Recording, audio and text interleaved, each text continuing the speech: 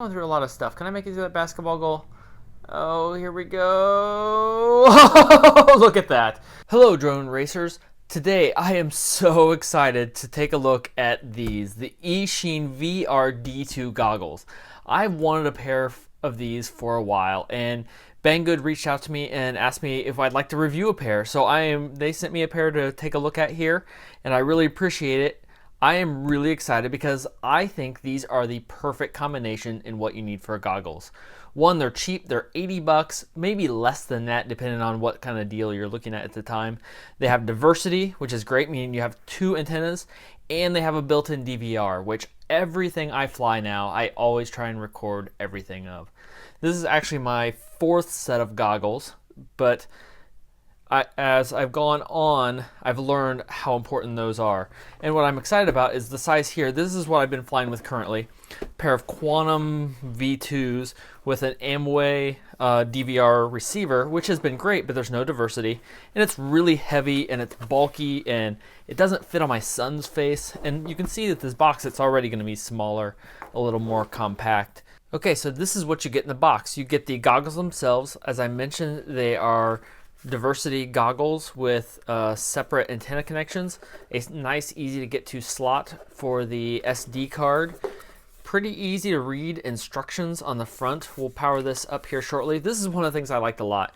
There's actually a screw mount to mount this on a tripod, so I could definitely see using this as a base station as well. If I have people coming over that want to fly, or I just want to be able to keep an eye on it or have someone control this without wearing goggles, it's really nice to be able to mount this to a tripod and just go.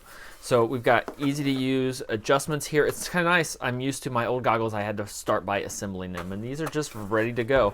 We have two antennas. We have a typical spiral antenna, and then we have a patch antenna. So I've heard some mixed results about the patch antenna. We'll give it a shot and see how it goes.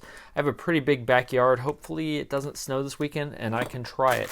Some 3M comforts, and then the battery. So I'm gonna get the battery going, so as soon as we get everything connected, we can try it. So battery's connected and charging. The antennas here are very straightforward to connect.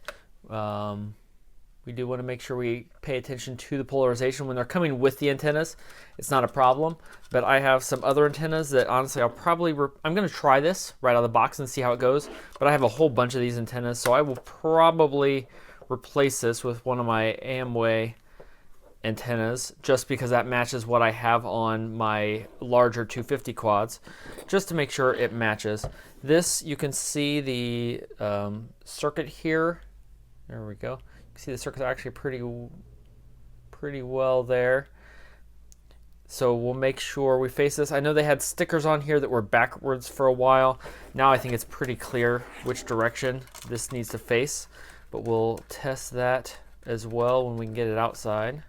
Okay, so it comes with these two pieces of foam, and you can see the difference here is the thickness. How thick do you want it to be? Do you want it to be, basically it's twice the thickness on here. I'm gonna go ahead and put the thicker ones on. And then we also have a couple of different pieces here, which is for the nose piece, because this is solid plastic, it's not foam. So this will just help soften that up a little bit, I think. Okay, we've got the battery charged enough. We have it synced with a little Tiny Whoop model here. So one of the things I was curious about was how much of a delay was there. And I can say it's pretty good. So I go up, down, let's see, we go up, down. There's a little bit, just a little bit there. This is in AV mode 1. One of the things I like is this is AV mode 1, so there's minimizes delay. So I'm looking, let's see, if I look at the camera itself, there's next to no delay at all. And then if I switch this to DVR mode, so I can actually see how much there in the bottom, how much time is left on my disc, which is really nice when I get to the field and I start recording and realize I'm out of space. That stinks. Shows me I'm in full DVR mode, and even in this mode, there's more latency, but it's still pretty small. I would definitely recommend always flying in AV mode 1. Okay, so I'm in DVR mode again here, and then we do a short press of this mode. It's actually a little confusing in the manual. It looks like it should be this button. Everything's just kind of backwards. Like you'll notice here, I press frequency, and these are actually backwards. So the frequency and channels here, the buttons actually do the opposite of what you would expect. They're crossed over. Not a big deal, you'll get used to it, but it's a little odd. So then now we're in here in mode, and you press, again, this button, and it starts recording, it starts counting up. Now, I don't like to fly in this mode, especially now you can see there's a little more delay now that we're recording. It's really easy though, you just press this cam DVR button, and now it switches that. Now I'm not in the recording mode, and it gets rid of all of that. Then it makes it, oh, there we go, makes it so it's really smooth. This is how you want to fly.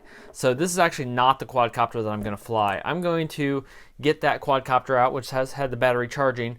We'll get it all connected, and we will fly and record with both of my DVRs and see how they compare. Okay, I've got my Eachine ready to go. I've got my old traditional goggles here that I'm going to start the recording on. We'll just kind of set these here, and we'll take a look at the video afterwards. New goggles on. So this is my first time putting them on. The one thing I'll say is I can see more light underneath my nose, which is both good and bad. It's not quite as dark, but it does make it so I can see my radio, which is kind of nice. They are comfortable without even adjusting them. They're way, way lighter than my other goggles. So here we go. So I'll hit the button. I'm not sure if I'm recording. This is kind of nice, so I can see, okay, there I am recording. Still recording from last time. One button, it's easy to remember, having just used it for a minute to see if I was recording or not, but it also doesn't induce any latency. So let's see how it goes. Forgot to turn the light on in here. I'm actually facing the wrong way, so my sector antenna is not going to be working. I'm going to be totally relying pretty much on the one antenna. So it's very clear. I don't have any more shakeup than I did before. Oops, there we go, almost too much. I don't have any problem. I have pretty much the same, I think I have pretty much the same signal coverage that I had before, but I'll say it's a little clearer. Now I'm using these without my glasses. This is my Eachine E10S. I love this thing. This thing is the best value you can get right now in entry-level whoop racing. For 50 bucks, it's good to go. So we're just gonna kind of putz around here. There'll be a link to that. I think the screen is definitely cleaner. The clearer. How's this? This quad does really well in the dark. That room is dark right now, and it doesn't have any problem. But besides that, for the goggles, I'm going to try and turn my head, and turn my head, not the quad, and see if the sector antenna plays in. I'm not sure if on the DVR that does. I think maybe that made it a little bit clearer. Well, as I say that, but I'm going through a lot of stuff. Can I make it to that basketball goal? Oh, here we go. Look at that. Okay, that was just cool. Anyway, the goggles I really like. The only downside I possibly see with these goggles is I can't wear my glasses with them. And I do like to be able to have my glasses on with them, but it's not essential. As long as I have a pocket that I can put them in, if I have to whip these off, overall they're more comfortable. Now, having flown for a minute, I'll say I don't even notice the light underneath coming through. I just actually looked down to see if it was still there. So there I'm managing to go nice and slow and steady with these. Let's make sure if we're moving a little better, we still have a good signal. Whoa, we're out of power. I'm out of power. So I spent pretty much the whole weekend flying in these. It was nice, so I got a whole bunch of battery packs in, and I will definitely recommend these to everyone getting started. I do think these are probably the best value you can get in a new set of goggles. They have everything you need. They're very comfortable. They come with the battery, and it's in the right place. Comes with built-in diversity here, so you have lots of options for antennas that you can connect to them, but I had really good success with just what was built in here. I don't see any need to replace any of these at all right now. And the built-in DVR is extremely convenient. I like to record every flight that I have, so I want to make sure I know what's going on and can see without any problem. They fit me well, they fit my son well. Every time we flew together, he wanted these. These were his pick. He didn't want to get any of my older goggles anymore. He just instantly went and grabbed them. So they were great for him, mainly because they're so much lighter. So until they come out with the Eachine VR D3s, these are definitely my go-to recommendation for everyone. Not just saying that because Banggood sent them to us. It has everything you need. The instructions aren't great, but it has everything you need. The price is right, diversity, DVR, go get a set. There's a link down in the description below where you can get one from Banggood. And the other thing I recommend getting is an extra battery. Comes with one battery. This is a 2-cell battery, but it uses a barrel connector. And I highly recommend you have an extra battery so you can always have a battery on the charger and then have one in your goggles ready to go. That way you don't ever get ready to fly and don't have a battery ready to go. And unlike some of the others, you can't just grab an extra battery off your quadcopter and plug it in here. So that's the one thing I do want an extra set of batteries for here. I'll just go ahead and order one of those.